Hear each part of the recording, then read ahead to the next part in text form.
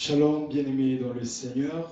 Je vous salue au nom précieux et glorieux de notre Seigneur Jésus-Christ et je vous souhaite la bienvenue en ce culte du mercredi 3 février 2021, notre tout premier culte du mois de février. Voilà pourquoi je vous invite là où vous êtes à incliner vos têtes en prière. Nous allons rendre grâce à Dieu. Nous allons lui dire merci pour son amour. Nous allons lui dire merci pour lui, le fruit de sa bonté. Nous allons lui glorifier pour tout ce qu'il a fait pour nous. Élevons nos voix là où nous sommes et rendons grâce à Dieu. Père, nous te disons merci.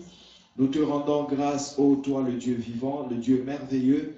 Nous te rendons grâce et nous bénissons ton nom, toi qui nous donnes encore l'opportunité de venir dans ta présence. Tu nous as énormément bénis au mois de janvier pendant les 3 semaines de prière.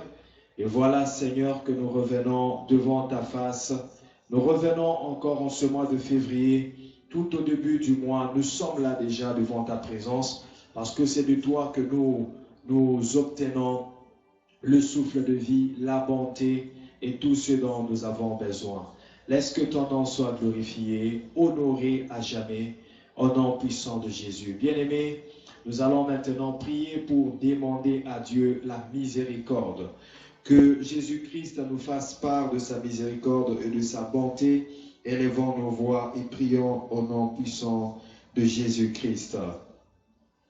Oui, éternel Dieu des armées, nous supplions et nous implorons ta bonté. Nous implorons ta bonté, éternel Dieu des armées. Accepte, ô Jésus, de déverser ta bonté et ton amour sur nous. Accepte, ô Yahweh, de déverser ta bonté et ton amour dans nos vies. Pardonne-nous, pardonne nos offenses, pardonne nos fautes, pardonne tout ce que nous avons fait, tout ce que nous avons dit qui n'a pas glorifié ton nom. Seigneur, nous prions que ta main, que ton bras, que ta miséricorde s'étende dans toutes les familles qui sont en train de nous suivre en ce moment. Bénis tous ceux qui sont en Afrique, en Asie, en Europe, en Amérique du Sud, en Amérique du Nord, en Océanie, partout dans le monde, tous ceux qui sont en train de nous suivre, qu'ils bénéficient de ta miséricorde et de ton pardon. Au nom puissant de Jésus, nous avons ainsi prié. Oui, bien-aimés, maintenant nous allons demander au Saint-Esprit de nous guider, de nous diriger en ce moment de culte. Que le Saint-Esprit te donne la concentration, que le Saint-Esprit te donne la disposition favorable à être connecté à ce culte, à bénéficier de l'amour de Dieu, à bénéficier de la grâce de Dieu. Élevons nos voix et prions au nom puissant de Jésus. Ô Seigneur, nous avons besoin de toi. Nous avons besoin de ton amour. Cher Saint-Esprit, nous avons besoin que tu nous communiques ta façon d'écouter, que tu nous communiques ta façon de parler, que tu nous communiques ta façon d'être, que tu nous communiques ce que tu as et ce que tu es, Esprit de Dieu, pour que nous soyons transformés dans la même image. Par le Seigneur l'Esprit, par le Seigneur l'Esprit. Oui, cher Saint-Esprit, viens en notre aide. En ce soir, viens en notre aide, Seigneur. Nous avons tellement besoin de toi. Au nom de Jésus-Christ, notre Seigneur et Sauveur, nous avons ainsi prié et nous disons, merci Seigneur Jésus-Christ. Amen. Est-ce que je peux voir les gens acclamer le Seigneur très fort? Est-ce que tu peux acclamer le Seigneur? Nous avons l'habitude de faire monter les gemmes quand nous acclamons. Nous avons l'habitude de faire monter les cœurs. Lorsque nous acclamons, nous avons l'habitude de montrer l'émoticône des mains. L'émoticône des mains qui est en train de battre. Nous avons l'habitude de montrer l'émoticône des bras levés. Alors, est-ce que nous pouvons acclamer le Seigneur, le roi de gloire? Alors, manifestez-vous en commentaire, acclamez Jésus-Christ, le roi des rois. Amen. Amen. Oui, bien-aimés, notre culte est maintenant ouvert par le sang de Jésus-Christ. Et voilà pourquoi je vais vous demander de prendre votre Bible parce que nous allons déclarer la parole de Dieu. Nous allons bénir ce mois de février Avant même d'aller adorer Jésus-Christ et écouter sa parole, nous allons bénir le mois de février, nous allons adorer Jésus, nous allons, je voulais dire, déclarer la parole de Jésus-Christ. Je suis dans le livre de Apocalypse, chapitre 1er, verset 8. Apocalypse, chapitre 1er, verset 8. Apocalypse 1, verset 8. Je vous laisse le temps de trouver, parce que nous allons lire ensemble et nous allons déclarer ensemble.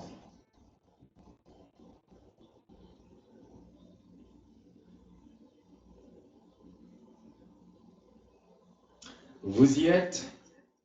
Alors, lisons au nom de Jésus. 1, 2, 3. Je suis l'alpha et l'oméga, dit le Seigneur Dieu, celui qui est, qui était et qui vient, le Tout-Puissant. Amen. Est-ce qu'on peut acclamer la parole du Seigneur? Alléluia. Est-ce que tu peux acclamer la parole qui va te donner la vie en ce mois de février? Est-ce que tu peux acclamer la parole qui va te bénir en ce mois de février? Est-ce que tu peux acclamer la parole de Dieu, parce que pendant que nous étions en train de la lire, cette parole est certaine. Et qui est en train de parler? C'est le Dieu Tout-Puissant. Il dit, je suis le Seigneur Dieu. Je suis le Seigneur Dieu. C'est lui qui est maintenant là. Il est dans ta vie. Maintenant là, il est dans ta famille. Maintenant là, il est dans ta situation. Il dit, c'est lui qui est. C'est lui qui était. Il était avec toi en 2020. Il était avec toi au mois de janvier. Il était avec toi à ta naissance. Il était avec toi quand tu avais rencontré des moments de turbulence. Il était avec toi quand tu étais fatigué. Il était avec toi. Et maintenant, il est avec toi. Maintenant, il est avec toi. Et il promet d'être encore avec toi. C'est lui qui vient. Il vient encore dans ta vie ce soir. Il vient encore dans ta situation. Il vient pour intervenir dans ta situation. Il dit, je suis l'alpha et l'oméga. J'aimerais que tu déclares, Dieu est mon alpha en ce mois de février. Le commencement de mon mois de février, le commencement de mes business, il n'est pas seulement le commencement, mais il est aussi l'oméga. Il est aussi celui qui achève, qui accomplit toutes choses. Élève ta voix, commence à déclarer, parce que c'est cela qui se réalise dans ta vie. Dans ce mois de février, déclare, Rebo Santa Baboshe, Ye Parababayate de Sotobobo, Iberi de Sotobo Chandebre, Ibarababa Sante Bazima, Robaide de Kentebre de Lokoidashi, Redozi Abakaide Sotobobo, Ye Pare de Sante da Chandekoi, Uzezi Pare de Keida Soto, Enda Rababababa, O Rabayakete. Pour moi, au mois de février, Dieu est mon alpha, Dieu est mon oméga. Pour moi, en ce mois de février, Dieu est mon alpha, Dieu est mon oméga. Dieu est mon commencement. Je ne puis commencer sans lui. Je ne puis commencer sans Dieu. En tout et pour tout ce que je vais faire, en ce mois de février, je commence avec Dieu. J'achemine avec Dieu. Je finis avec Dieu. J'accomplis tout avec Dieu, au nom puissant de Jésus. Mais le alpha de ma famille, le alpha de ma femme et de mes enfants, le alpha de mes entreprises, de mon travail, le alpha de ce ministère, c'est toi Dieu. C'est lui qui était avec nous. Tu nous as accompagnés, tu nous as donné la victoire. Tu y es avec nous présentement. Tu es en train de faire des grandes choses et tu viens encore demain. Tu viendras demain pour nous appuyer, pour nous assister. Je le déclare au nom puissant de Jésus, au nom puissant et glorieux de Jésus. Nous avons ainsi déclaré. Tu ne seras pas seul. Oh, comme tu n'étais pas seul hier, sache qu'aujourd'hui aussi tu n'es pas seul. C'est lui qui était avec toi hier, il est avec toi aujourd'hui. C'est lui qui est avec toi aujourd'hui, sera avec toi demain.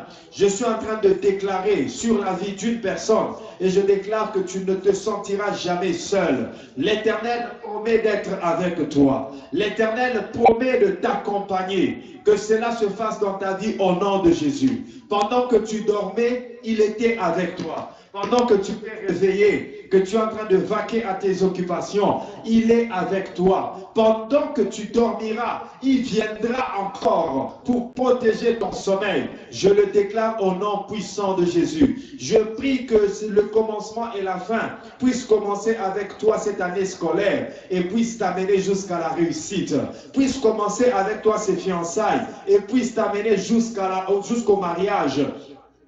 Qu'il puisse commencer avec toi cette entreprise et qu'il puisse t'amener jusqu'au résultat attendu. Au nom puissant de Jésus, je l'ai ainsi déclaré pour toi. Si c'est pour toi, dis très fort Amen. Oui, bien-aimé, nous allons maintenant élever Jésus. Lui, la parole que nous venons de déclarer. Lui, la parole que nous venons de confesser. Nous allons l'élever. Nous allons le glorifier. Est-ce que tu peux élever ta voix et commencer à glorifier le nom du Seigneur, à adorer Jésus-Christ? Adore-le. Adore-le, glorifie-le. Alléluia. Alléluia. Dis merci à Dieu pour ces déclarations. Dis merci à Dieu pour ces choses que nous avons dit, que nous avons confessées, nous avons prédit. Alors il est là pour l'accomplir. Alors dis-lui merci. Rends-lui grâce. Alléluia. Commence à adorer Jésus. Bien-aimé, je te convierai à considérer ces moments comme des moments d'intimité avec Jésus. Alors parle-lui. Et tantôt là, je vais disparaître de devant toi parce que moi aussi j'ai envie d'adorer. Oui, sous cette musique qui est en train de jouer, je crois que tu seras inspiré pour louer l'Éternel, pour louer Dieu, pour adorer Jésus-Christ. Oui, bien-aimé, agenouille-toi dans ta chambre, agenouille-toi là où tu es, dans ton salon. Prends une bonne position. Je vais disparaître tantôt, peut-être que tu ne me verras pas devant la caméra, parce que je serai en train d'adorer. J'ai besoin de l'adorer, j'ai envie de l'adorer moi aussi. Alors nous allons l'adorer. Le seul modérateur en ce lieu sera le Saint-Esprit, celui qui nous dirigera tous dans la présence de Dieu. Est-ce que tu peux élever ta voix? Est-ce que tu peux déposer ton cœur devant Dieu pour l'adorer? Alléluia.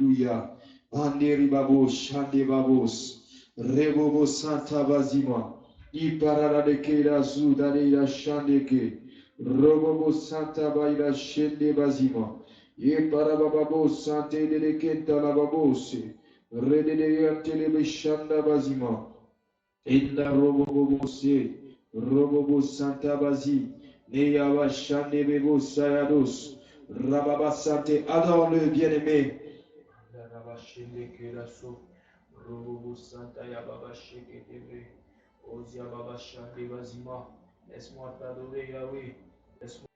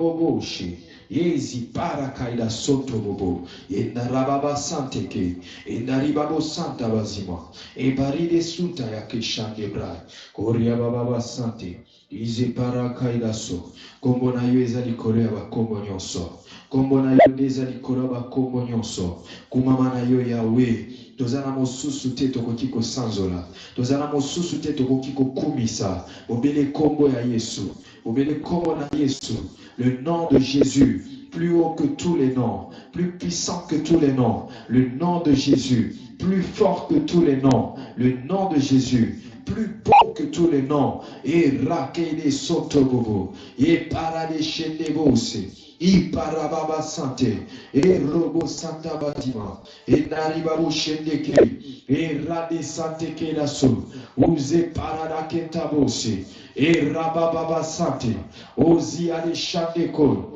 et rabida sotobobo, et darababa, et starobobobobobobo, et babi barede ke paradaga, robabi la shendelezu parede ketebre, robaide sotobobo shande, indarababa sante ko, et starababa sante bazima, et parede ke da sotobobo, Yandalabababa, Ostaraba Sante, Iparade Shendeke, Orade Zundeliada Ketobo, Yeparabababababa. Je glorifie l'agneau de Dieu. Je magnifie Jésus-Christ. Tu es au-dessus de tout. Tu es le Dieu tout-puissant. Tu l'as dit toi-même dans ta parole. Je suis l'alpha et l'oméga, le premier et le dernier. Le commencement et la fin. Je suis celui qui est, qui était et qui vient. Je suis le Dieu tout-puissant. Mendarobo Santa Baba. Estare de Shendeko. Osta pare que soto e pare de Santa Bashi. I pare de Koi de Soto. I raba Santa Bazima. Manderiobo Soto Boshande. I parada Santa Baba Baba. Uraba Santa Baba Baba. Yesu parade Shande Bazima. Urade Soto Boshande. Indareke daso. Ostaraba Santebe. Uze parade Kentebro. Roboya de Shande Bazima. Estarababa Shandeke. Indarobo Santeke daso. E rabai de Soto Bobo Shande. Et Zouparada Baba Baba. Que toute la gloire te revienne, que tout l'honneur te revienne, que la majesté soit à toi. Tu règnes à jamais, règne dans ma vie, règne dans mon cœur, règne dans mon corps, règne dans mon esprit, règne partout où il y a l'existence. Au nom puissant de Jésus-Christ, au nom puissant de Jésus-Christ, au nom puissant de Jésus-Christ, nous avons ainsi prié. Oh Dieu, reçois notre adoration. Reçois toute l'adoration de ton peuple et laisse que ton nom soit glorifié dans nos vies. Au nom de Jésus, nous avons ainsi prié. Bien-aimé, demande à Dieu de te parler. Demande à Dieu de t'envoyer sa parole. Demande à Dieu de te communiquer un ainsi dit l'Éternel. Demande à Dieu de te changer, de te transformer, parce que c'est encore possible ce changement par la parole. C'est encore possible que tu sois transformé par la parole. C'est encore possible que les mauvaises décisions tombent par la parole. C'est encore possible que l'intelligence soit renouvelée. C'est encore possible. Alors prie et demande à Dieu de te toucher. Alléluia.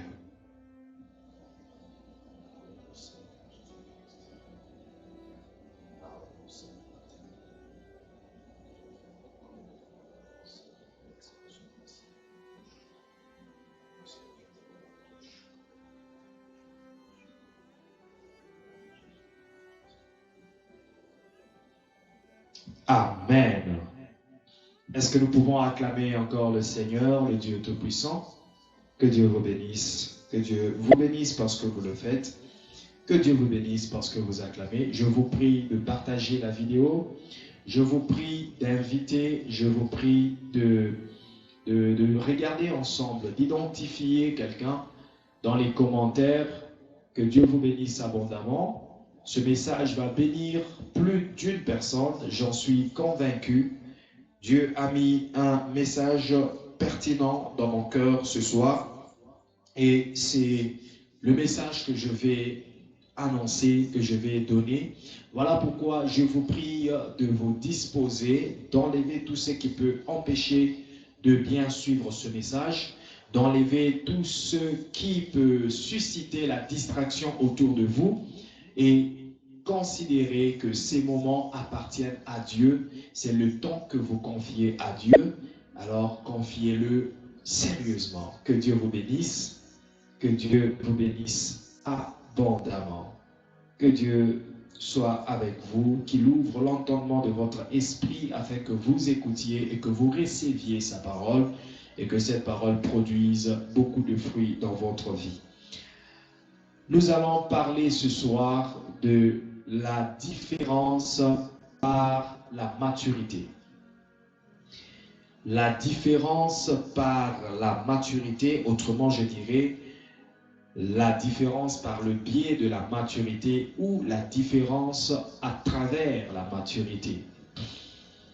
Bien-aimés, dans le livre de Malachie 3 verset 18, qui est notre texte de base pour cette cible prophétique, cette vision de la différence, il est dit clairement, vous verrez de nouveau la différence. Vous verrez, c'est pour dire que la différence se manifestera dans votre vie.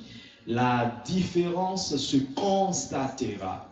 Donc, la différence peut se constater entre le juste et le méchant pour qu'on sache qui est juste et qui est méchant. Et la différence peut aussi se constater entre celui qui sert Dieu, ça veut dire entre les enfants de Dieu qui servent Dieu et les enfants de Dieu qui ne servent pas Dieu. La différence peut se constater entre ces catégories de personnes, d'où la différence peut aussi se manifester à travers la maturité. Si la différence peut se manifester à travers la justice et la méchanceté, si la différence peut se manifester à travers le service et le manque de service, la différence peut aussi se manifester à travers la maturité et l'immaturité. Et ce soir, nous allons parler de la différence à travers la maturité ou par la maturité, la différence qui est constatée ou mise à la manifestation grâce à la maturité. Nous allons prendre pour cela le livre de Éphésiens chapitre 4. Nous allons lire le verset 11 jusqu'au verset 15. La Bible dit, « Il a donné les uns comme apôtres, les autres comme prophètes, les autres comme évangélistes, les autres comme pasteurs, docteurs, pour le perfectionnement des saints en vue de l'œuvre du ministère et de l'édification du corps de Christ, jusqu'à ce que nous soyons tous parvenus à l'unité de la foi et de la connaissance du Fils de Dieu, à l'état d'homme parfait. Je souligne déjà cette phrase, à l'état d'homme parfait, à la mesure de la stature parfaite de Christ. Ainsi, nous ne serons plus des enfants. Je souligne la deuxième phrase. Nous ne serons plus des enfants flottant et emportés à tout vent de doctrine par la tromperie des hommes, par leur ruse dans les moyens de séduction, mais en professant la vérité dans l'amour, nous croîtrons à tous égards en celui qui est le chef Christ. Parole du Seigneur. Est-ce qu'on peut acclamer la parole du Seigneur? Que Dieu vous bénisse. Oui, bien-aimés, dans le texte que nous venons de lire, on nous mentionne 5 ministères ou 5 catégories des ministres de Dieu. Et j'aimerais préciser que ces 5 ministères ou ces 5 catégories de ministres de Dieu ne sont pas seulement des titres que Dieu est en train de donner à des personnes, mais c'est toute une vie que Dieu impose à ces personnes. Je reprends. Les 5 catégories de ministres de Dieu, c'est toute une vie. que Dieu est en train de donner, d'imposer à des personnes. En fait, qu'est-ce qui se passe? Dans le livre de 1 Corinthiens chapitre 12, à partir du verset 7, vous verrez que Paul est en train d'énumérer les dons de l'Esprit. C'est-à-dire les dons que tout enfant de Dieu reçoit lorsqu'il accepte Jésus-Christ, Seigneur et Sauveur, et que le Saint-Esprit vient en lui. Il y a les dons de l'Esprit qui viennent en lui qui viennent accompagner le Saint-Esprit. Il y a aussi le fruit de l'Esprit énuméré dans Galates chapitre 5, verset 22. Mais là, ça concerne tout enfant de Dieu. Ils reçoivent les dons. Mais quant au ministère, les ministères ou les ministres, les 5 catégories de ministres sont eux-mêmes des dons. C'est-à-dire des personnes qui ont reçu les dons de l'Esprit, mais desquels Dieu fait les dons. C'est-à-dire Dieu les façonne pour qu'ils soient eux-mêmes des dons qu'il donne, qu'il offre à l'Église. En dehors des dons spirituels qui accompagnent le Saint-Esprit, les ministères sont des dons que Dieu donne à l'Église pour un but spécifique. Et le but, nous le voyons au verset 12. Qu'est-ce que je veux dire d'entrée de jeu? C'est que apôtre est un don. Un apôtre doit savoir que je suis un don que Dieu a fait à l'Église. Je suis un don que Dieu met à la disposition de l'Église. Un pasteur doit comprendre que je suis un don que Dieu met à la disposition de l'Église. Un prophète, un docteur, un évangéliste, ce sont des dons que Dieu met à la disposition de l'Église. De la même manière qu'il met les dons spirituels à la disposition de tous les enfants de Dieu. Et pour quel but Dieu met-il à la disposition de l'Église ces 5 ministères, ces 5 dons? C'est pour le perfectionnement des saints. C'est ça ce qui est repris au verset 12. Il dit pour le perfectionnement des saints en vue de l'œuvre du ministère et de l'édification du corps de Christ. Il parle du perfectionnement des saints. Et le perfectionnement ici, ça veut dire le fait que les saints parviennent à la maturité. Le fait que les saints parviennent à la croissance.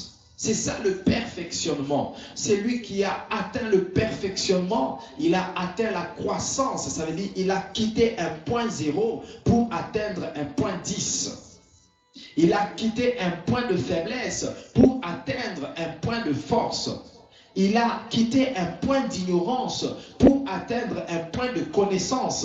Ça veut dire qu'il y a une croissance qui s'est faite, un processus qui s'est déclenché dès le jour où il a accepté que les ministres travaillent sur lui. Et le travail de ministre ou le devoir des ministres, c'est de travailler sur les saints afin que les saints atteignent la perfection, atteignent la maturité. Il dit pour le perfectionnement des saints en vue de l'œuvre du ministère et de l'édification du corps de Christ. L'édification, j'aime bien ce mot, édification, parce que il est traduit en grec par oikodemelio. Et édifier, ça fait epoikodemelio. Excusez-moi, les termes grecs sont toujours difficiles à prononcer. Et je dirais epoikodomelio. Édifier. Et epoikodomelio veut dire quoi? Ça veut dire finir la structure pour laquelle une fondation a été posée. Finir la structure.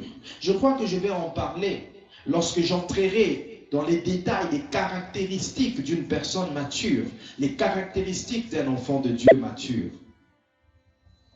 Mais le but pour lequel Dieu place les ministres de Dieu, Dieu met à la disposition de l'Église les 5 ministères, c'est pour l'édification. C'est-à-dire cette édification est ce travail de processus qui amène à la perfection, qui amène à la maturité. Au verset 13, il dit, jusqu'à ce que nous soyons tous parvenus à l'unité de la foi. Vous remarquerez que là où il y a la maturité, il y a l'unité. Mais là où il y a l'immaturité, il y a beaucoup de divisions, il y a beaucoup de séparations, il y a beaucoup de mésententes, il y a beaucoup de désaccords, il y a beaucoup de disputes, il y a beaucoup de batailles, il y a beaucoup de querelles, il y a beaucoup de calomnies, il y a beaucoup de jalousies. C'est ça l'immaturité. Là où il y a l'immaturité, il n'y aura pas le calme, il n'y aura pas l'harmonie, il n'y aura pas l'unité de foi.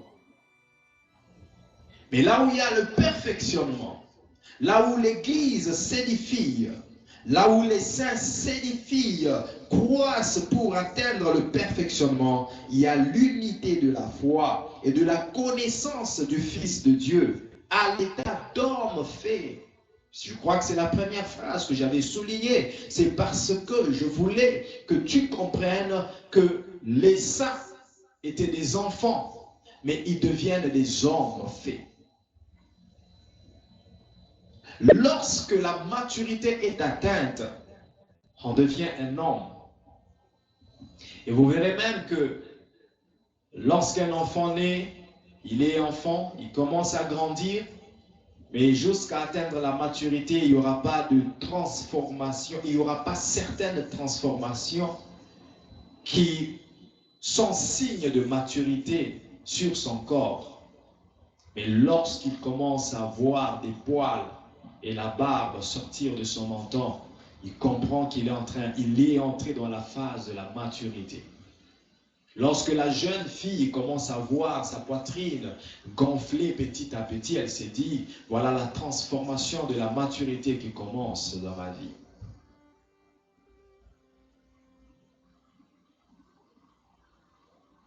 C'est ça. La maturité se manifeste. La maturité se constate. Ainsi, nous ne serons plus des enfants. Verset 14. Nous ne serons plus des enfants, flottant et emportés à tout vent de doctrine. Les enfants sont flottés. Les enfants sont emportés par n'importe quoi. Un enfant pleurera même lorsqu'il n'y a pas de raison pour pleurer. Un enfant pleurera seulement parce que son ami l'a touché. Et je ne voulais pas qu'il me touche. Mais un adulte immature, lorsque tu le touches et qu'il ne voulait pas que tu le touches, il va s'exprimer avec maturité pour te dire « J'aime pas quand tu me touches comme ça ». Mais un enfant, ce n'est pas le cas. Un enfant va pleurer « Maman, il m'a touché ». Mais est-ce que c'est la raison pour pleurer? Oui, c'est la raison pour les enfants. Et ce n'est pas étonnant de voir que beaucoup d'enfants de Dieu sont encore des enfants. Et je ne sais pas pourquoi ils demeurent enfants, c'est peut-être parce que le langage ou l'expression est utilisée souvent, c'est enfant de Dieu. Alors les gens ont tendance à rester enfants parce qu'on nous appelle enfants de Dieu. Je ne sais pas si c'est une erreur qu'on utilise cette expression enfant de Dieu, parce qu'en écoutant cette expression, beaucoup de chrétiens veulent demeurer enfants. Lorsque le diable les attaque, ils commencent à pleurer. Au lieu d'utiliser leur maturité et de dire non au diable. Ils veulent rester enfants, jouer dans des petites choses, tourner dans les péchés, se salir, pendant qu'ils ont déjà l'âge de la maturité où la personne est propre. C'est tenir ses habits sans les salir.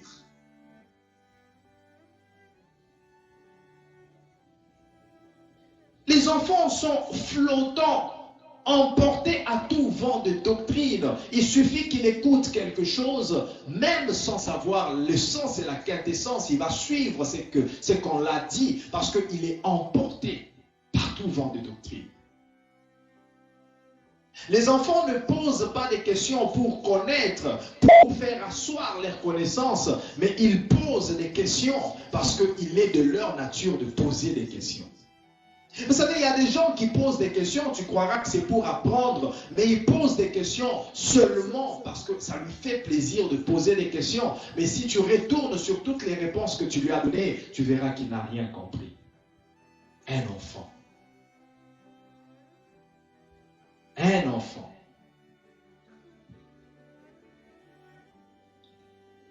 Ils sont emportés par la tromperie des hommes. C'est facile de tromper un enfant.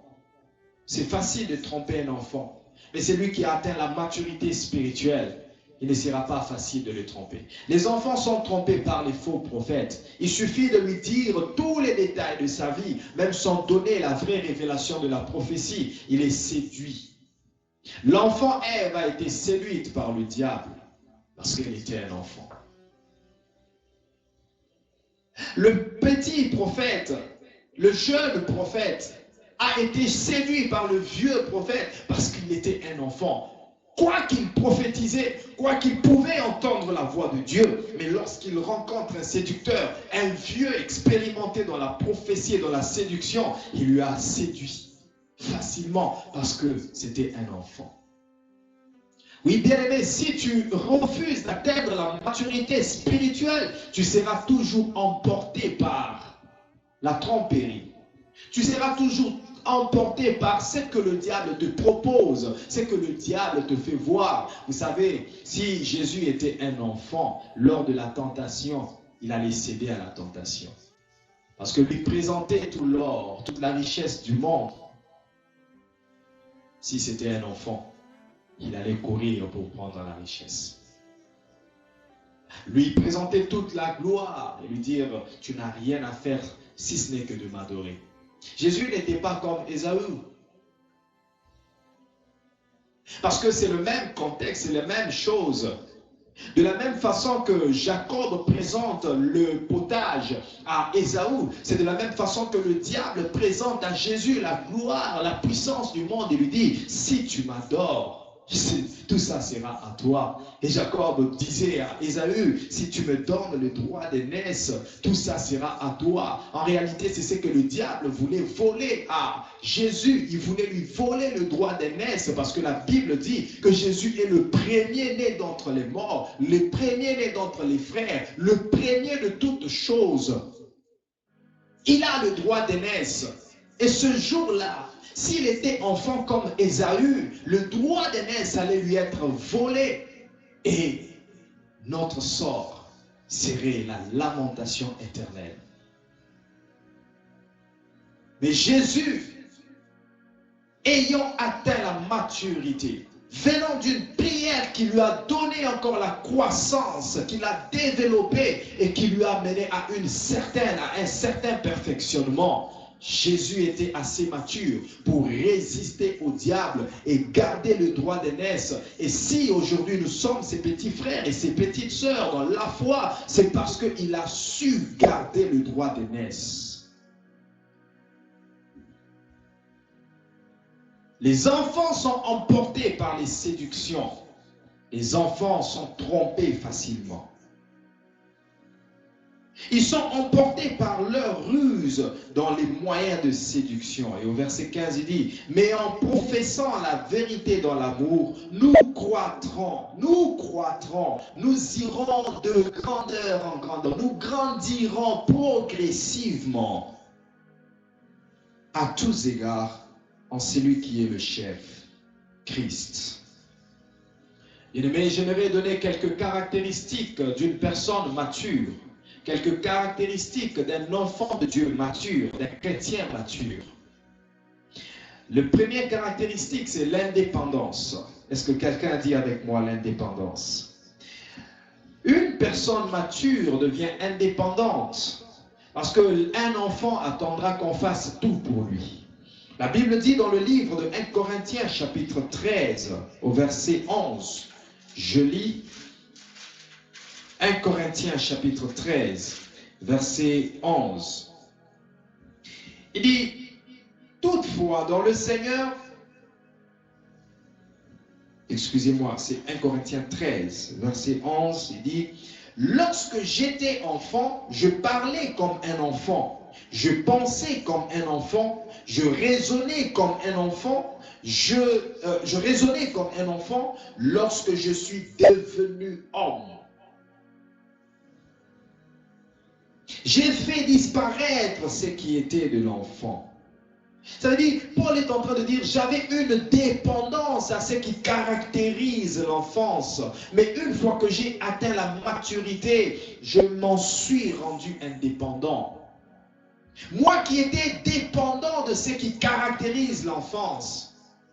Moi qui étais dépendant de la manière de réfléchir, la manière de raisonner des enfants, la manière de parler des enfants, j'étais dépendant de cela. Même sans le vouloir, mais à chaque fois que je veux parler, je parle comme un enfant parce que je suis un enfant. Je dépends de l'enfance. Même sans en avoir envie, mais une fois que je commence à réfléchir, ma réflexion est celle d'un enfant parce que je suis un enfant. Je dépends de l'enfance. Mais une fois que j'ai atteint la maturité, je me suis débarrassé de ce qui est de l'enfance. Vous savez pourquoi Paul dit que je me suis débarrassé? C'est parce que le piège que toute personne rencontrera est que l'enfance ne voudra pas partir de lui-même. Il faut s'en débarrasser. Voilà pourquoi tu verras d'autres personnes qui grandissent en âge, mais l'enfance est en train de les poursuivre malgré leur âge avancé. L'enfance est en train de les poursuivre. Ils dépendent encore de l'enfance. Malgré leur âge avancé, ils agissent comme des enfants. Ils parlent comme des enfants parce qu'ils ne se sont pas débarrassés de l'enfance. Et aussi longtemps que tu auras l'enfance collée à ton esprit, tu seras toujours dépendant des autres, dépendant de ceux qui sont autour de toi. Tu voudras toujours que les gens fassent pour toi ce que tu dois faire toi-même. L'indépendance est une preuve de maturité. Quelqu'un qui sait déjà prendre ses responsabilités par lui-même. Quelqu'un qui sait assumer ses choix, assumer ses décisions. Vous savez, les enfants, ils dépendent de leur tuteur. Un enfant ne peut pas manger sans demander. Même s'il sait là où est la nourriture, il aura toujours besoin de quelqu'un à lui donner. Et parfois même les enfants, au lieu de demander, leur façon de demander, c'est de pleurer. Il ne sait même pas s'exprimer pour dire « j'ai envie de manger ». Il se mettra à pleurer pour que vous compreniez « là, il a faim, il faut lui donner à manger ». C'est comme ça que beaucoup aussi des chrétiens se manifestent, se comportent devant Dieu. Ils ne savent pas demander, ils se mettent à pleurer dans la présence de Dieu sans demander. Ils se mettent à se lamenter, ils s'inquiètent, ils murmurent à gauche, à droite, sans pour autant demander.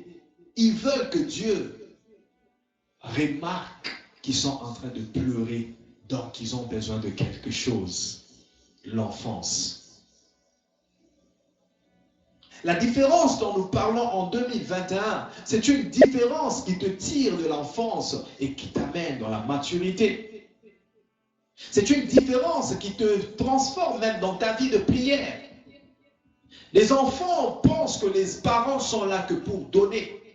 Voilà pourquoi quand un enfant se présente devant son papa, papa donne-moi, papa achète pour moi, papa donne-moi, papa achète pour moi. Et c'est ainsi que tu verras beaucoup de chrétiens lorsqu'il s'agit de prier, lorsqu'ils mentionnent la prière, pour eux, prier, c'est demander.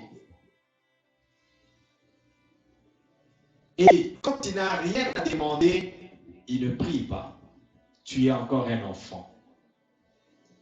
Si tu atteins la maturité, tu comprendras que la prière est un moment d'intimité avec Dieu. Que j'aie à demander ou pas, je dois dialoguer, je dois communiquer, je dois converser avec mon Créateur. Et cela fait croître notre intimité, cela fait croître notre confiance. Il n'y a que les adultes qui peuvent comprendre ça. Et pour les enfants, il n'a aucun intérêt à prier s'il n'a rien à demander. Il dépend de ce dont il a besoin pour prier. il est encore dépendant. Il dépend de ce dont il a besoin. Lorsqu'il a besoin d'argent, lorsqu'il a besoin du mariage, c'est là qu'il va prier. Tu es encore dépendant de ce dont tu as besoin, parce que ceux qui sont indépendants n'ont pas besoin de quelque chose pour prier. Ils vont prier quand ils veulent. Ils vont prier à chaque moment, même sans avoir aucun besoin. L'indépendance, c'est une preuve de maturité. Les gens qui ne sont pas indépendants, les gens qui sont toujours dépendants des autres, pour faire quelque chose, il faut que tel soit là. Pourquoi tu n'as pas arrangé la table? J'attendais que l'autre vienne m'aider à tenir la table. Pourquoi tu n'as pas arrangé la maison? J'attendais que les autres sortent de la maison. Les gens qui ne font qu'avancer les raisons, les gens qui ne font que se justifier, c'est une preuve qu'ils sont encore dépendants de certaines pensées, d'une certaine manière de réfléchir. Ils sont encore dépendants de l'enfance.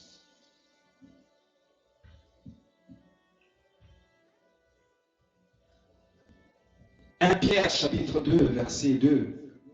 La Bible nous dit que, nous allons lire 1 Pierre chapitre 2, verset 2. Désirez comme des enfants nouveau-nés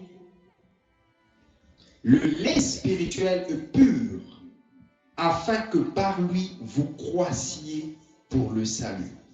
Désirez comme des enfants nouveau-nés. Vous voyez, les enfants sont même catégorisés.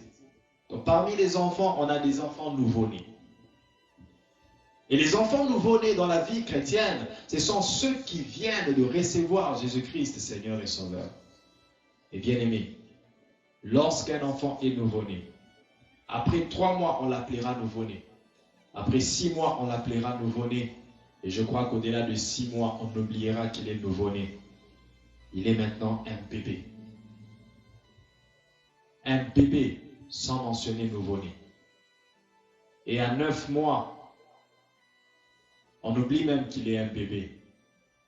Il commence à grandir. Il est maintenant un enfant. À 1 année, à 2 ans. Les habitudes qu'il avait à 3 mois, il ne les a plus à 1 année. Il ne les a même pas à 9 mois. Il y en a même qui abandonnent le lait maternel à 6 mois. Il y en a même qui abandonnent le lait maternel à 6 mois. Il y en a même qui refusent le lait maternel à 6 mois. C'est-à-dire, il veut déjà autre chose que le lait maternel. Et si dans la vie chrétienne, tu as 6 mois, tu as 1 année, tu as 2 ans, mais tu ne grandis pas, tu es toujours au lait maternel, il y a une dépendance à l'enfance dans ta vie. Tu dois en être délivré. Tu dois en être délivré. Nous sommes en train de parler de la maturité, la différence par la maturité.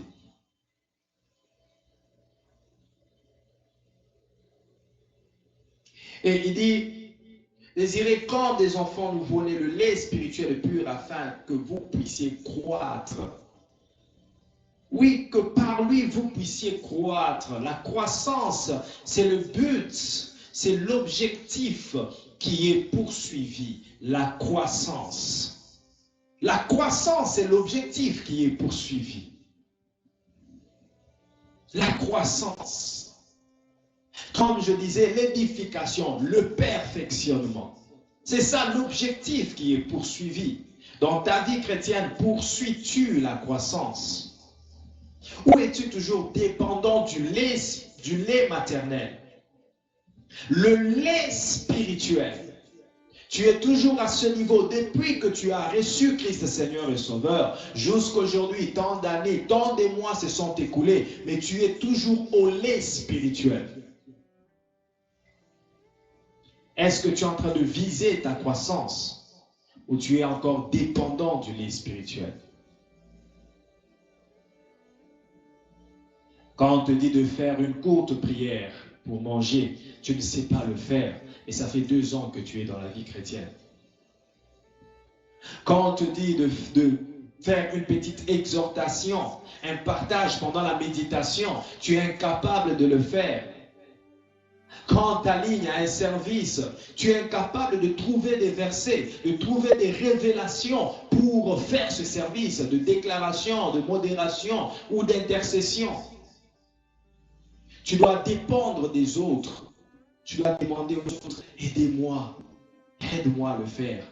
Aide-moi, j'ai un service de modération. Aide-moi. J'ai même des enfants dans la foi qui sont très loin. Mais lorsqu'on les aligne dans certains services, là où ils sont, à l'église où ils sont, ils vont m'écrire, Daddy, s'il te plaît, j'ai un service de déclaration le mercredi. Est-ce que tu peux m'aider? J'ai déjà trouvé un verset. Donne-moi seulement des versets.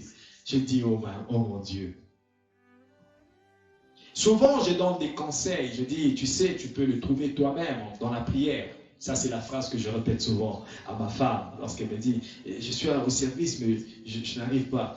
J'ai envie maintenant là de la regarder dans les yeux et lui dire, chérie, tu n'es plus un enfant. Tu dois grandir. Tu as déjà grandi dans les choses de Dieu. Tu dois apprendre maintenant à trouver toi-même. Je donne souvent un conseil à tous ceux qui me demandent. Je leur dis, le premier secret pour trouver les versets, que ce soit pour la prédication, que ce soit pour la modération ou pour n'importe quel service, c'est de passer du temps en prière. Est-ce que tu as passé du temps en prière pour préparer ce service? Avant même de chercher les versets, passe du temps en prière. Amène à Dieu la vision, la cible, le thème du culte, ou je ne sais pas, du séminaire, de la journée, où tu es aligné au service, du thème, du sujet, du message que tu dois donner. Amène-le, dit, le message est là, mais je ne sais pas quel verset utiliser. Et la Bible dit, le Saint-Esprit vous rappellera toutes choses.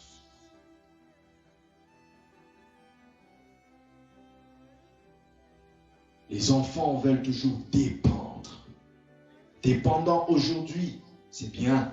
Dépendant demain. Mais si tu es dépendant toujours, malgré le nombre d'années que tu as fait dans la vie chrétienne, sache que ça devient anormal. Ça devient anormal. Au verset 3, il dit, si vous avez goûté que le Seigneur est bon, si vous avez goûté, vous savez, si tu es un enfant, tu es dans la transition du lait maternel jusqu'à la nourriture solide. Une fois que tu goûtes la nourriture solide, cette nourriture devra te faire oublier le lait maternel. Parce que tu es en train de découvrir quelque chose de précieux que tu n'avais pas auparavant. Tu as passé 3 mois à boire le lait maternel, 6 mois à boire le lait maternel, mais on te présente une autre nourriture, on te présente le céréal. Tu te dis, ah, le lait, c'était quelque chose qui me trompait. Voilà la nourriture qu'il me faut. Mais si tu vois un enfant refuser le céréal et toujours vouloir son lait, refuser toute nourriture, mais vouloir toujours son lait, il grandit, il atteint 9 mois, toujours le lait là des nouveau-nés. Il atteint 1 année, toujours le lait de nouveau-né. Je crois que tu l'amèneras à l'hôpital parce que ton enfant n'est pas normal, il est malade. Combien d'enfants de Dieu sont malades? Parce qu'ils n'aiment pas grandir dans la parole de Dieu. Ils veulent toujours les mêmes versets, les petits versets qu'ils connaissent depuis toujours. Ce sont les mêmes versets. Ils ne veulent pas en approfondir. Ils ne veulent pas avancer dans les eaux profondes. Ils ne veulent pas trouver à la connaissance supérieure. Ils veulent rester dans les béabas. Comprenez que vous êtes malade.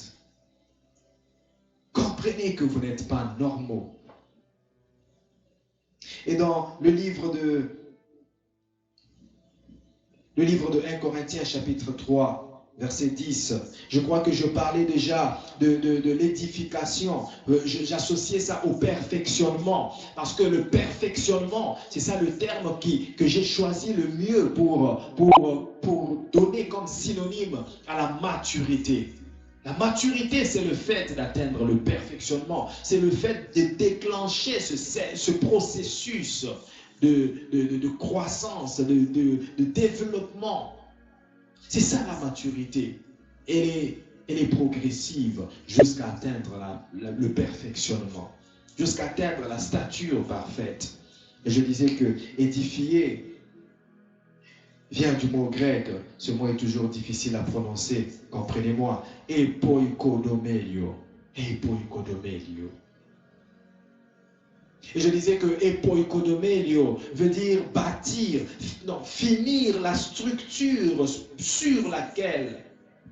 pour laquelle un fondement a été posé. Finir la structure pour laquelle une fondation a déjà été posée. Ça veut dire que le fondement est déjà construit. La fondation a été déjà posée. Mais ton rôle à toi, tes responsabilités, ton devoir, c'est de finir maintenant la structure sur cette fondation. Mon rôle à moi, c'est de bâtir le fondement dans ta vie. Je t'ai prêché l'évangile, tu as accepté Jésus-Christ Seigneur et Sauveur, tu es aujourd'hui à l'église, j'ai bâti un fondement, frère Claudie, j'ai bâti le fondement de la vie chrétienne normale, sœur Elisha, frère Gloire. Je vous ai enseigné sur ces fondements l'année passée au mois de novembre. Vous avez reçu les fondements de la vie chrétienne normale. Une fois que vous avez ces fondements, vous devez maintenant bâtir sur ces fondements. C'est-à-dire vous devez vous édifier. Vous devez faire les poidocomelio sur le fondement que j'ai bâti. C'est ça le rôle des saints ministères. En tant que pasteur, en tant qu'apôtre, nous posons les fondements. Nous bâtissons la fondation, mais c'est vous qui devez bâtir la structure, finir la structure sur cette fondation. Et de quelle manière finissez-vous la structure?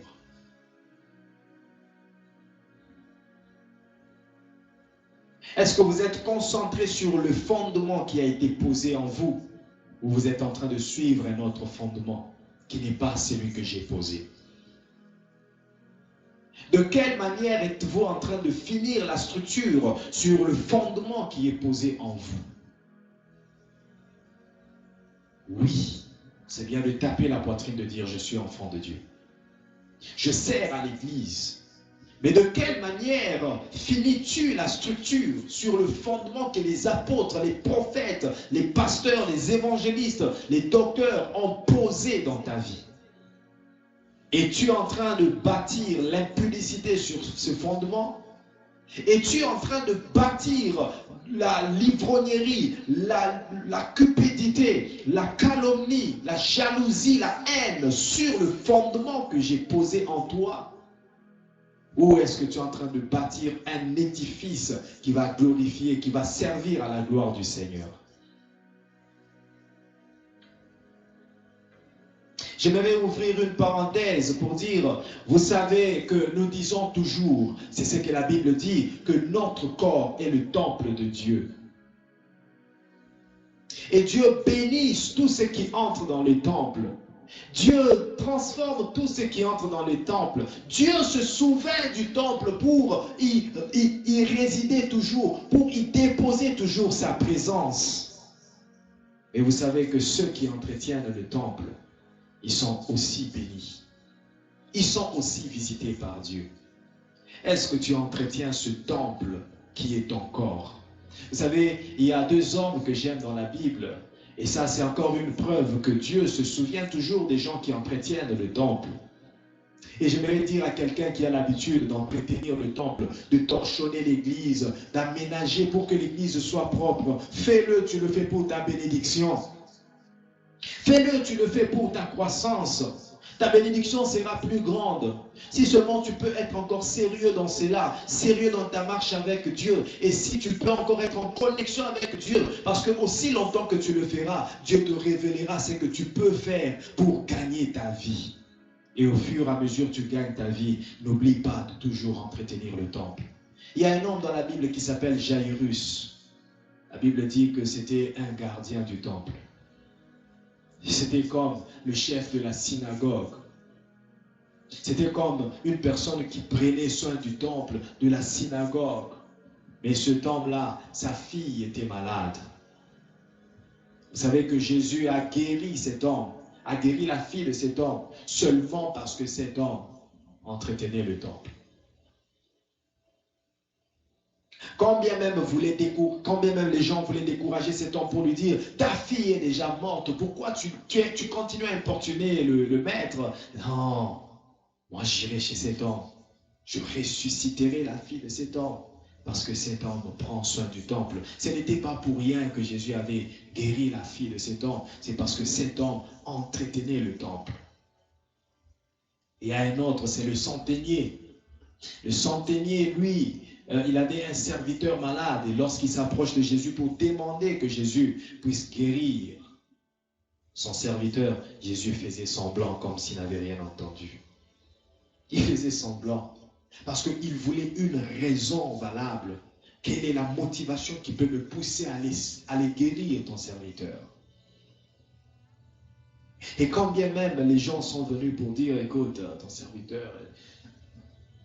Il y avait quand même des gens là qui ont parlé pour ce centenier. Ils disent à Jésus, oh, il mérite que tu fasses cela pour lui, car c'est cet homme qui a bâti ce temple. Cette synagogue dans laquelle tu prêches, c'est cet homme qui l'a bâti. Il mérite que tu lui fasses cela et il aime notre nation. Quand Jésus a entendu que c'est lui qui a bâti le temple, il ne pouvait pas résister. Jésus ne résiste pas d'intervenir dans la vie de ceux qui prennent soin du temple.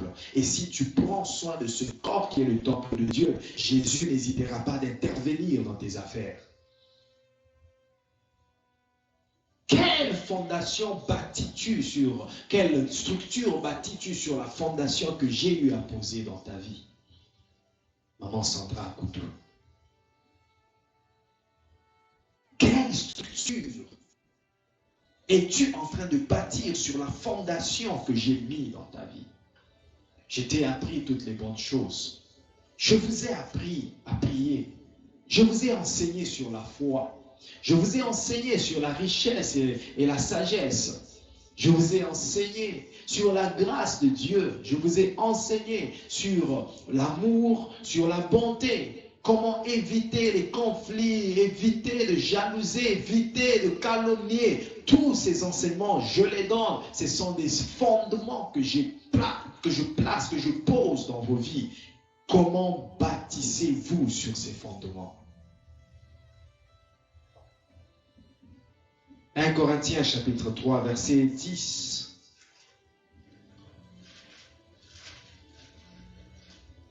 Ne soyez pas de ceux qui, à l'église, nous posons des bons fondements, mais vous-même, vous allez détruire ces fondements. Vous choisissez de marcher dans l'impudicité, dans la fornication, même à l'église. Vous amenez le feu étranger à l'église pour entretenir une vie de fornication entre les frères et les sœurs.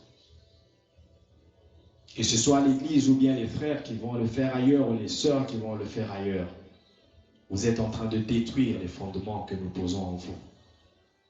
Ne soyez pas apparents à l'église et puis quand vous sortez, vous allez dans la corruption, vous allez dans l'ivrognerie, dans des ambiances qui ne glorifient pas Dieu. Vous détruisez le fondement, vous détruisez l'édifice. Et c'est lui qui détruit le temple de Dieu. Dieu le détruira. C'est ce que la Bible dit. 1 Corinthiens chapitre 3, verset 10. Selon la grâce de Dieu qui m'a été donnée, moi, Tchadi, j'ai posé le fondement comme un sage architecte. Je me rappelle toujours de chaque fois où je j'use d'un peu de sagesse pour conseiller les gens.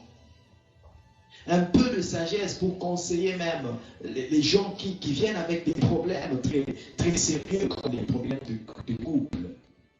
Pasteur, mais tu vois, mon mari, tout ça, et moi, je ne veux pas. Je dis, écoute, même si ton mari n'a pas raison, c'est ton mari. Tu devras d'abord t'humilier. Si tu n'arrives pas à le convaincre avec les mots, fléchis tes genoux, mais ne fais pas de bras de fer avec ton mari. Et cela garde la paix dans le couple. Et cela change et transforme la vie du mari. Les fondements que je pose. Les fondements que je pose. Et est-ce que vous prenez soin de ces fondements? Comme un sage architecte, J'ai posé le fondement. Un autre bâtit dessus. Et c'est toi qui dois bâtir sur ce fondement. C'est toi qui dois bâtir sur ce fondement. C'est toi qui dois te discipliner pour que le fondement subsiste. La Bible dit dans le psaume 11, verset 3, « Quand les fondements sont renversés, le juste, que fera-t-il » Vous verrez la différence entre le juste et le méchant. Mais si les fondements sont renversés, qu'est-ce que le juste fera? Le juste ne sera pas différent du méchant. Ils seront pareils avec le méchant parce qu'il n'y a pas de fondement. Sans fondement, il n'y a pas de différence. Ce qui te fait différent des méchants, c'est le fondement que j'ai bâti en toi, le fondement de la parole de Dieu que je suis en train de placer en toi. Maman Béni Chingasa, Maman Monique Mouyi, c'est le fondement de la parole de Dieu que je mets en toi, sœur Gracia Dorcia. C'est ce fondement qui fera que tu sois différent. Mais quand tu laisses le fondement être renversé, lorsque tu ne bâtis pas correctement sur le fondement, tu ne seras pas différent du méchant. Le sort du méchant sera aussi ton sort. Le sort de ceux qui ne servent pas Dieu sera aussi ton sort. Quoi que tu serves Dieu, tu te poseras la question, mais comment est-ce que je prie? Mais c'est comme si je ne prie pas. Mais comment est-ce que je sers Dieu? Mais c'est comme si je ne le sers pas. Les fondements ont été renversés. Prends soin des fondements. Éphésiens chapitre 2, verset 20. Éphésiens chapitre 2, verset 20. Vous avez été édifiés sur le fondement des apôtres. Vous avez été édifiés, et je reprends mon mot difficile, Epoidokomelio, édifié, epoidokomelio. Vous avez été epoidokomelio. Ça veut dire le fondement est là, mais vous êtes la structure qui est en train d'être finie sur le fondement. Et qui le fait? C'est Jésus-Christ. Vous avez été édifiés sur le fondement des apôtres et des prophètes, Jésus-Christ lui-même étant la pierre angulaire. Bien-aimé, je te convie et je t'invite à prendre soin des fondements. Parce que si tu prends soin des fondements, tu seras en train de t'édifier, tu seras en train de te construire. Et c'est cela qui t'amènera à la perfection. Et parlant des fondements, il y a 5 principaux fondements qui peuvent amener un nouveau-né dans la foi, dans la croissance, à la croissance. Ces 5 fondements sont celles qui peuvent amener un bébé, un enfant à devenir mature spirituellement. Et je mentionne la prière, c'est un fondement. La parole de Dieu, c'est un fondement. La foi, le Saint-Esprit et la communion fraternelle, les 5 principaux fondements qui amènent quelqu'un à la croissance. Lorsque je parle de la prière, je ne parle pas du fait de prier, mais le fait d'avoir la connaissance suffisante sur la prière et sur comment prier. Le fait d'avoir la connaissance sur la personne et sur les responsabilités du Saint-Esprit. Le fait d'avoir la connaissance sur la parole de Dieu, comment la recevoir, on la reçoit par la méditation, la lecture et l'étude. Pas seulement connaître, mais mettre aussi en pratique ces choses. Voilà comment tu peux t'amener, je voulais dire, t'amener à la croissance. Mais si tu ne considères pas ces choses, tu demeureras un éternel enfant. Deuxième caractéristique d'une personne mature, d'un enfant de Dieu ou d'un chrétien mature, il sait définir ses objectifs et travailler à les accomplir. Une personne mature, il sait définir ses objectifs, il sait travailler sur ses objectifs pour les voir s'accomplir. Actes chapitre 21, verset 11 à 14. La Bible dit, il vint nous trouver, je vais lire au verset 10, comme nous étions là depuis toujours, depuis plusieurs jours, un prophète nommé Agabus, descendu de Judée, vint nous trouver. Il prit la ceinture de Paul, se lia les pieds et les mains et dit, voici ce que déclare le Saint-Esprit. L'homme à qui appartient cette ceinture, les Juifs le lieront de la même manière à Jérusalem et le livreront entre les mains des païens. Quand nous entendîmes cela, nous et ceux de l'endroit, nous priâmes Paul de ne pas monter à Jérusalem. Alors il répondit, que faites-vous en pleurant et en me brisant le cœur? Je suis prêt non seulement à être lié, mais encore à mourir à Jérusalem pour le nom du Seigneur Jésus. Comme il ne se laissait pas persuader, nous n'insistâmes pas et nous dîmes que la volonté du Seigneur se fasse. Nous sommes devant un homme qui a un objectif précis, parler du Seigneur Jésus-Christ. Et quels que soient les vents, quelles que soient les opinions, quelles que soient même les prophéties qui pouvaient sortir, qui allaient dans le sens contraire de ses objectifs, il était déterminé à accomplir ses objectifs.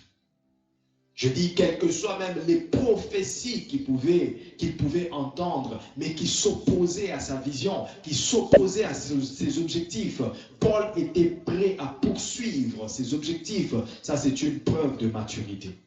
Les enfants, ils ont peur. Ils ont peur des défis. Ils ont peur de la vie. Pourquoi tu ne te maries pas? Et à chaque tango, pourquoi tu ne te maries pas? Laisse-moi rester encore chez mes parents. Là, au moins, on paye tout pour moi. Malgré son âge avancé, mais il préfère demeurer enfant. Il préfère fuir les objectifs. Il n'a aucun objectif dans la vie. Il ne poursuit aucun objectif. Il se cache derrière la couverture de ses oncles, de ses tantes, de ses parents. Parce qu'il est encore un enfant, un immature. Oui, bien-aimé. Si tu veux prouver que tu es mature, tu dois définir les objectifs et tu dois chercher à accomplir ces objectifs. Tu dois poursuivre tes objectifs malgré les circonstances, malgré les difficultés que tu peux rencontrer dans la vie. Tu dois affronter tes objectifs. Poursuivre tes objectifs. C'est une preuve de maturité. Et être ambitieux est une encore preuve de plus de maturité. Ce sont des gens qui sont ambitieuses, qui veulent faire des grandes choses malgré les petits moyens. Mais je veux toujours. Ça, c'est une preuve de maturité. Les enfants sont là pour rêver. Les enfants sont là pour contempler, observer, voir les choses, comment ils se font. Et ils sont là pour acclamer les autres. Ah, il a très bien fait. Mais quand c'est ton tour pour le faire, tu n'es pas capable de le faire. Les enfants sont là pour critiquer. Il ne l'a pas bien fait. Si c'était moi, j'allais bien faire. Mais vas-y, fais-le. Paul, quand bien même que les gens lui disent, Paul, mais pourquoi tu veux aller te faire tuer? Ne va pas à Jérusalem. Il dit, c'est mon objectif. Je vais le poursuivre. Je dois l'atteindre. Quel est ton objectif en 2021? Es-tu prêt à l'affronter ou tu es en train de fuir, comme on le dit à Lingala, tu regardes de loin et tu te dis non, je ne pourrai pas. Tu regardes de loin et tu te dis ça c'est difficile. Tu regardes de loin et tu te dis tu vois ça, personne ne l'a jamais fait. Pourquoi vous me demandez de le faire? Personne ne l'a jamais fait. Mais tu peux être la première personne à le faire. Tu peux être la première personne à le faire. Oh, je dis, tu peux être la première personne à le faire. Pourquoi tu regardes dans ta famille et tu te dis, personne n'a jamais fait ses études, comment est-ce que moi je le ferai? Personne n'est jamais devenu ministre. Comment est-ce que moi je deviendrai? Personne n'est jamais devenu président de la République. Et dis-moi, le premier roi du monde, qui était son père? Le premier roi du monde, est-ce que son père était roi? La première personne à devenir roi dans le monde, est-ce que son père était roi? Dans sa famille, il y avait des rois? Tout peut commencer avec toi. Tout peut commencer avec toi. Tout peut commencer avec toi. Tout peut commencer avec toi. 2 Rois chapitre 1, versets 1 à 14. Je me sens dans l'obligation de chuter à partir de là, et pourtant j'avais encore quelques points à donner. 2 Rois, chapitre 1, versets 1 à 14. Je crois que nous allons nous limiter ici, et les autres points, on les donnera dans les séances prochaines, peut-être le dimanche ou le mercredi prochain. 2 Rois, chapitre 3. Non, 2 Rois, chapitre 1, versets 1 à 14. C'est aussi un long texte. Je vais essayer de le paraphraser.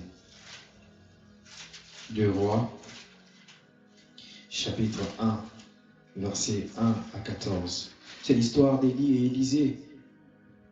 Moab se révolta.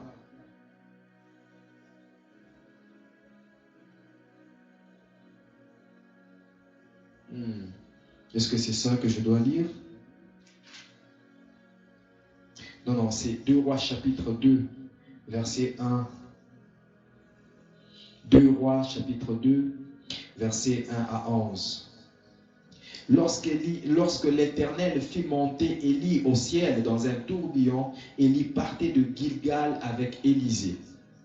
Élie dit à Élisée, « Reste ici, je te prie, car l'Éternel m'envoie jusqu'à Bethel. » Élisée répondit, « L'Éternel est vivant, et ton âme est vivante. Je ne te quitterai point. » Et ils descendirent à Bethel. Voilà un homme qui a des objectifs. Un objectif bien précis. Il sait que mon objectif est de suivre cet homme. Alors je ne le quitte pas des yeux. Quelle que soit la malignité ou la sagesse ou l'intelligence que Élie veut utiliser pour se séparer d'Élisée, et Élisée s'accroche toujours, un homme qui a un objectif. Il tient à son objectif. Il dit, je ne te quitterai pas.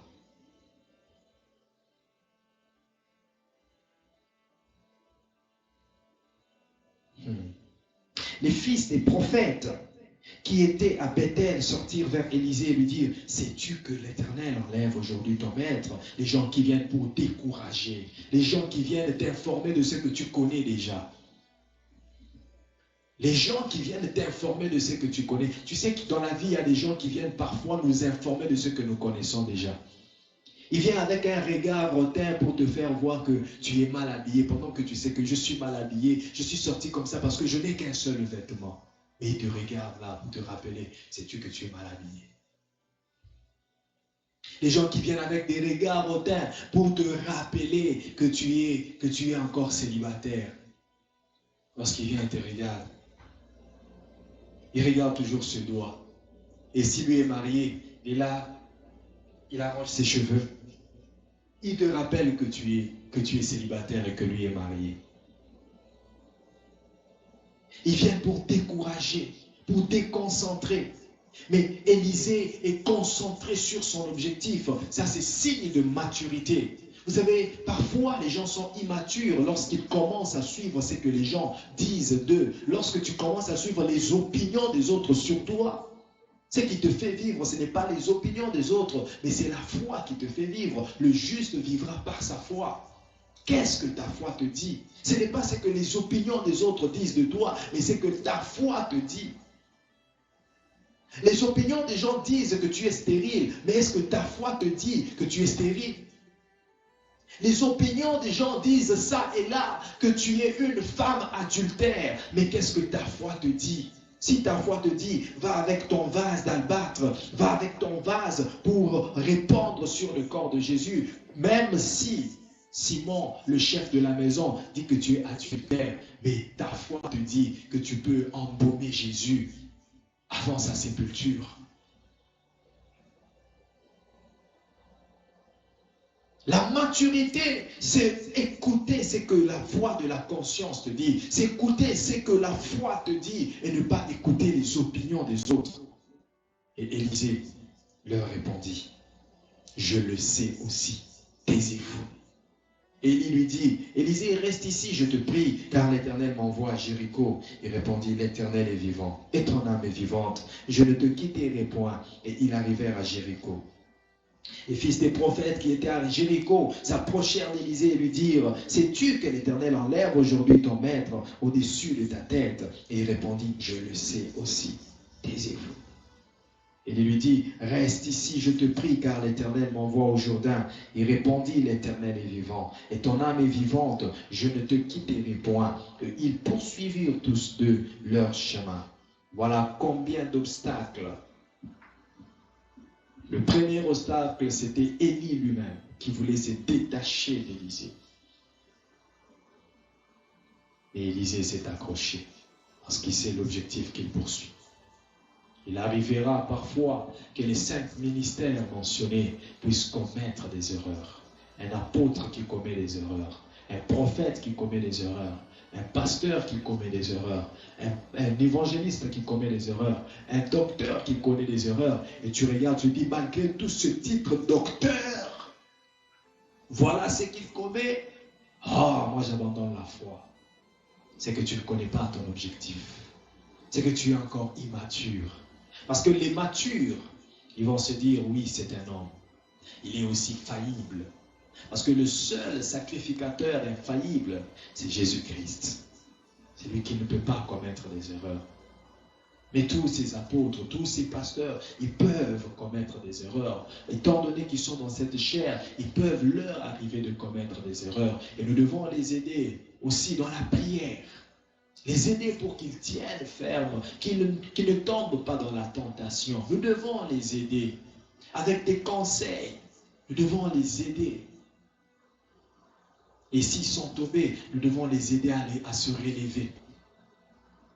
Et pour ceux qui ont l'habitude de tomber et qui en ont fait une habitude de tomber et de se justifier, demander pardon après, là comprenez que ce sont des immatures.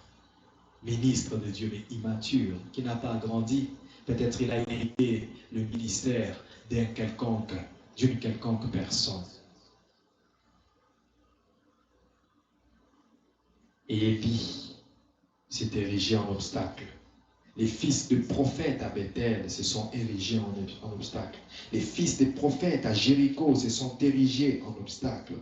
50 hommes d'entre les fils des prophètes se sont érigés aussi en obstacle au bord du Jourdain. 50 hommes pour décourager une seule personne.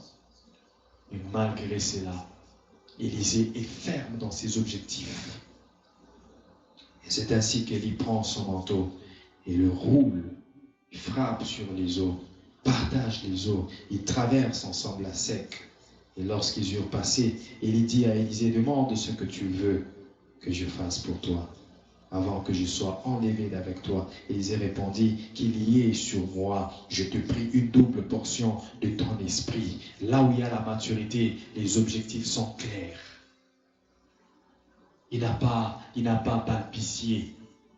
Il n'a pas tâtonné, il savait ce qu'il recherchait. L'objectif était clair, il était précis. Et lorsqu'on lui pose la question, demande, il sait exprimer son objectif. Parce que c'est une personne mature. Sais-tu l'objectif que tu poursuis en 2021? Lorsque tu te présentes devant Dieu, est-ce que tu es capable d'exprimer correctement l'objectif que tu poursuis en 2021? Définir les objectifs n'est pas seulement le fait d'avoir des ambitions, mais c'est aussi calculer les bons et les mauvais côtés, les avantages et les inconvénients de ce que tu veux poursuivre. Vous savez, la plupart des fois, quand on veut s'engager dans le business, nous nous renseignons sur les bons côtés. comment ça se passe? Et les gens nous disent, ça fonctionne. Si tu vas à Dubaï, tu achètes des choses, ça va fonctionner, ça fonctionne très bien. Ils te montrent les avantages. Mais avant de t'investir, cherche à connaître les inconvénients. Quels sont les obstacles, les difficultés qu'on rencontre dans cette activité-là? C'est lesquelles? Parce que si tu connais les difficultés, tu seras préparé pour les affronter. C'est comme ça qu'on affronte les défis, pour les relever. Mais si tu es surpris par les défis, tu risques de tout perdre. En définissant tes objectifs, cherche à connaître les avantages, mais cherche à connaître aussi les difficultés. Connaître les difficultés n'est pas seulement pour se décourager et dire que ça ne marchera pas, mais c'est une occasion pour moi de savoir qu'il y a déjà un Goliath devant moi. Je l'affronterai et je le vaincrai. Pour finir, Luc 14, verset 28 à 33. Luc 14, verset 28 à 33. Luc 14, 28 à 33. La Bible dit, Luc 14, 28 à 33. Car lequel de vous, s'il veut bâtir une tour, ne s'assied d'abord pour calculer la dépense et voir s'il a de quoi la terminer, de peur qu'après avoir posé les fondements, il ne puisse l'achever, que tous ceux qui le verront ne se mettent à le railler en disant, cet homme a commencé à bâtir, il n'a pas pu achever. Que Dieu bénisse sa parole.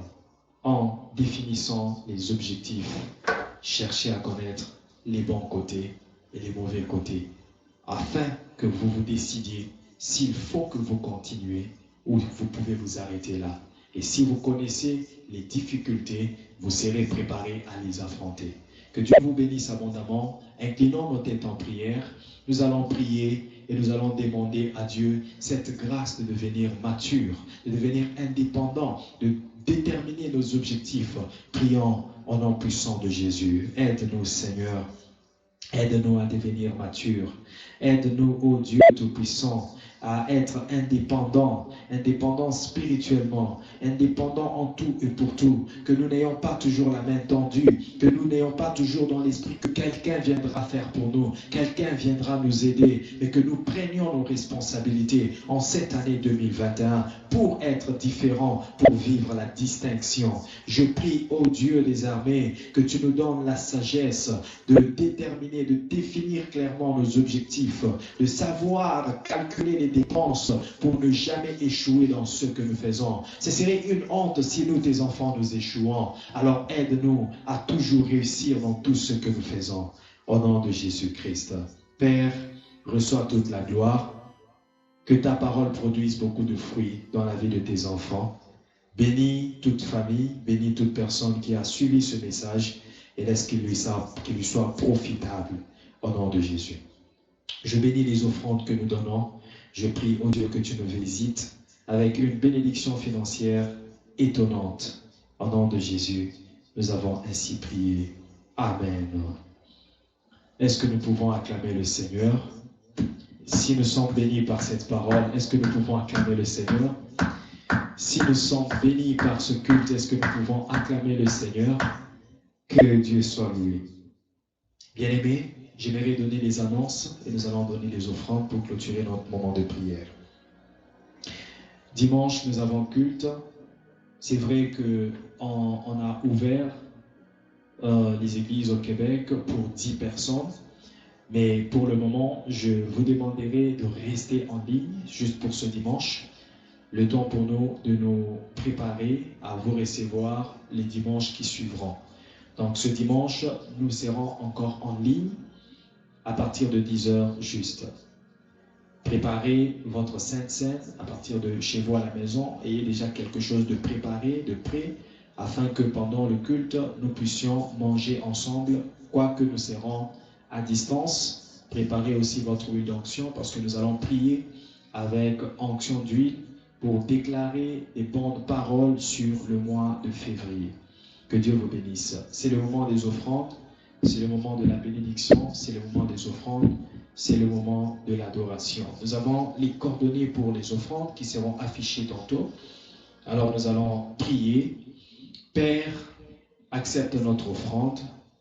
Bénis toute personne qui t'offre, qui donne des libéralités, qui donne sa dîme, qui donne des contributions pour l'épanouissement de ton œuvre. Souviens-toi de lui, comme tu t'es souvenu de Jairus qui entretenait le temple, comme tu t'es souvenu du centenier qui entretenait le temple. Souviens-toi, répands la pluie de bénédiction. Merci Seigneur Jésus-Christ. Amen. Envoyons nos offrandes, que Dieu vous bénisse abondamment et nous nous retrouvons le dimanche à partir de 10 heures juste. Oui, le bonheur et la grâce m'accompagnent tous les jours de ma vie.